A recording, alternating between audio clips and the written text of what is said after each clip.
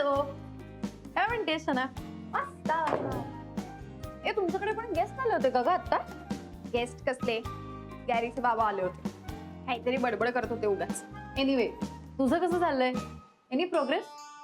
गुरु uncle काय म्हणतात? Uncle बिंकल म्हणून नको, घरातच आहे अगं तो. एनिवे ऐक ना, गॅरीने राधिकाला डिवोर्स मागितलाय. व्हॉट? Great news. चला, तुझी लाईन एकदम clear. I know and I am so happy about it. पण त्या गुरु अंकलचे बाबा? त्यांचं काय, ठीक आहे ना. आम्ही तशी गॅरीला काहीच पडलेली नाहीये त्यांची, आणि राधिकाला डिवोर्स द्यावाच लागणार आहे. यार आय टेल यू, एकदा हा डिवोर्स झाला ना की राधिका माझ्या लाईफ मधला आउट. एक प्रॉब्लेम तर सॉल्व्ह होणार आहे, पण दुसरी पनवती येणार. म्हणजे हे बघ, म्हणजे गुरु अंकलनी त्या राधिका आंटीला डिवोर्स दिला की तुझी लाईन क्लिअर, करेक्ट. पण मग नंतर गुरु अंकलशी तुला लग्न करावं लागेल. I mean गॅरीशी. तू काय लगेच हो म्हणणार आहेस? म्हणजे लग्न करणार आहेस? सोड ना, तेव्हाच तेव्हा बघू ना, आत्ता सेलिब्रेट करूया ना. ओके, एनिवे तुला चहा प्यायचा? खरंच चालेल यार. आलं घालून? वा, प्लीज कर ना, प्लीज. अरे प्लीज, तू मला कामाला, मला येत नाही, कर कर कर. अच्छा, म्हणजे ही एक्स्ट्रा मॅरिटल अफेअरची केस आहे तर, म्हणजे अडल्टरी. असाच प्रकार आहे रे. पण मी काय म्हणतो, तुझं काय म्हणणं आहे? नाही नाही, म्हणजे आमच्या सुनबाईला तर काही त्याच्याकडून डिवोर्स नको. पण ते भैताळ गुरु आमचा सुनबाईला डिवोर्स मागतो. म्हणायचं असं आहे मला की उद्या जर त्यांना आपली कोर्टामध्ये बाजू मांडली, सुनबाईचं काय होणार?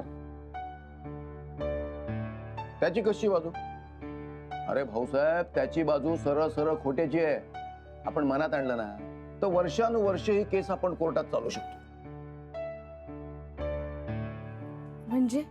म्हणजे असं की मी गुरुनाथला समोरासमोर जाऊन सांगतो, म्हणजे त्याला कळेल तो केवढा भ्रमात आहे. राधिका, वकील साहेब म्हणतात ना ते अगदी बरोबर आहे. तो बाजूलाच राहतो ना इथं कुठेतरी. हो, अगदी इथेच. मी काय म्हणतो, तू लगेच चल, त्याचा गळा धर. अहो असं का? भाऊसाहेब, त्याला शांतीनं घ्या. अहो, हा प्रश्न चिडून सुटणारा नाहीये. हा प्रश्न आपल्याला कायद्यानंच सोडवावा लागणार आहे. हो, कायदा खूप सबल आहे आणि महिलांच्या बाजूने आहे. आता राधिकावर अत्याचार होतो म्हटल्यावर गुरुनाथला कायद्यानं समज मीच देतो.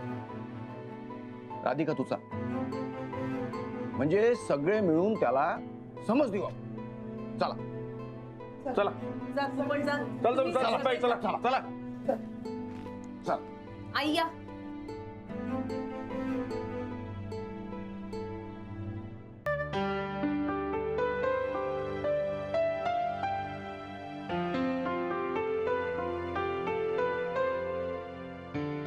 हाय रोहित.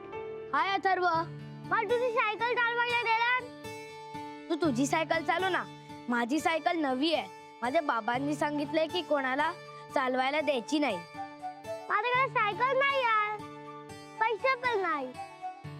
मग तुझ्या बाबांना आणायला सांग ना, त्यांच्याकडे तर आहेत ना पैसे.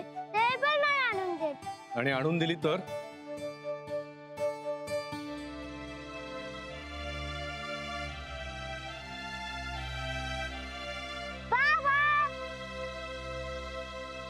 आणि मी तुला आणून दिली तर? अगदी. नो. कधी? आजच्या आज एकदम नवी कोरी सायकल माझ्या अथर्वासाठी. पण कुणाला सांगायचं नाही हं? हो आपल्या दोघांमधलं सिक्रेट असेल. ओके? हो, प्रॉमिस? प्रॉमिस. Zip tight. पण तू एकटा कसा? वॉचवाले अंकल मला इथे आणून सोडला. वॉचमन अंकल कडे? हो. ओके, मग नीट जा वर. हा, त्याला सोडा. हा, चा, बाय बाय. रोहित, मला पण सायकल मिळाल. अथर्व, लवकर आली का बस? हो. तरीच अंद्रावती मावशी लक्ष्मी मावशीने नेहाला घेऊन गेली. लोकांचं काय करायचंय कोणास ठाऊक. चल घरी, चल. दे दे.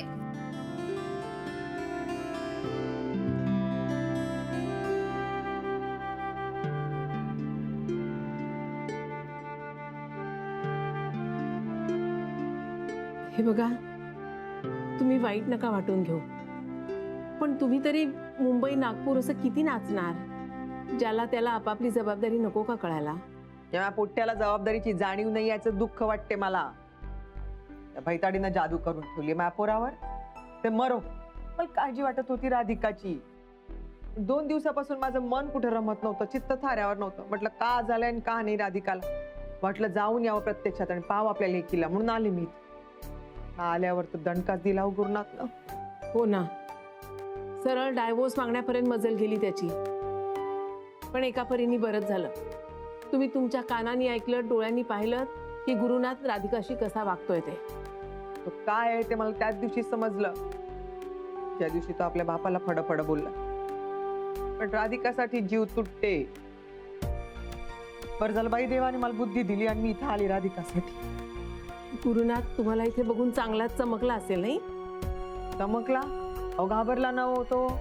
त्याला कुठं माहित होतं मी इथं आहे ते. कसं असते ना नानीजी, आपण दूर असलो की आपल्याला वाटते इथे सगळं काही आलबेल आहे. आणि आपल्या भैताडीची सवय राधिकाची, कुणाला काही सांगायचं नाही, काही बोलायचं नाही, का झालंय का नाही, सगळं दुःख आपणच गिळायचं. आता पाय बरं, इथं मी हे आलो नसतो तर काय गत झाली असती राधिकाची? एकटी पडली असती का नाही? नाही म्हणजे तुम्ही आहातच या बरोबर.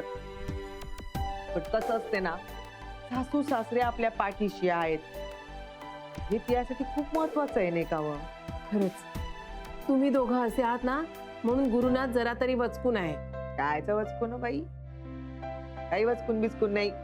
काय बरं, डायव्होर्स मागून राहायला मिळाली, डायव्होर्स मागून राहिला. आपल्या लेकराचा तरी विचार करायला पाहिजे होता की नाही पोट्याला. आला का अथर्व? आलं आलं आलं लेकरू. आज मी लवकर आलो. काऊन बरं? आज लवकर आली ना बस. हा ना, या स्कूल बस वाल्यांचं मला तर काही समजूनच नाही राहिलं. कधी लवकर आणतात, कधी उशीर आणतात बस. आज मी खाली जाण्याच्या आधीच अथर्व आलेला होता. नेहा कुठे आहे? मेळाव्यात देवची मावशी घेऊन गेली. बर, चल बरं आता पटापट आवर बरं. जा. चल बरं अथर्व, आधी बूट काढून ठेव, मग हातपाय धुवून घे. मी तुझ्यासाठी गरमागरम चॉकलेट घालून दूध देणार आहे. हा चल लवकर, मग नंतर अभ्यास करायचा. आणि सगळं झालं का मग नंतर खेळायला जायचंय. हाय बाई, सगळं ऐकते ना मायचं. चला सर्व, मी मदत करते तुला. चल चल चल आल. हा चला.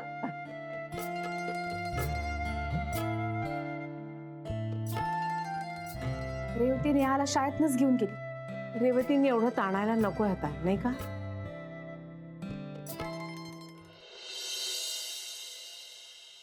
गॅरीचा आई बाबा वकिलाला घेऊन आले माहितीये.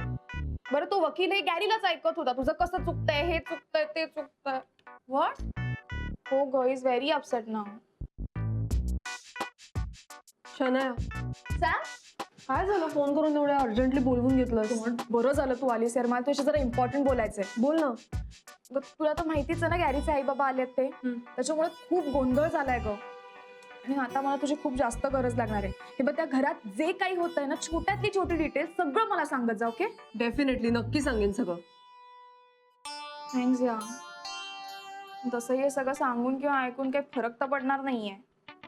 कधी कधी मला वाटतं ना, काहीतरी जादू व्हावी आणि हे सगळे कॅरेक्टर्स व्हॅनिश व्हावेत. हो, सिरियसली यार. तसं होणार असेल ना, तर मी सगळ्यात आधी माझ्या घरातनं त्या राधिकाला गायब करेन.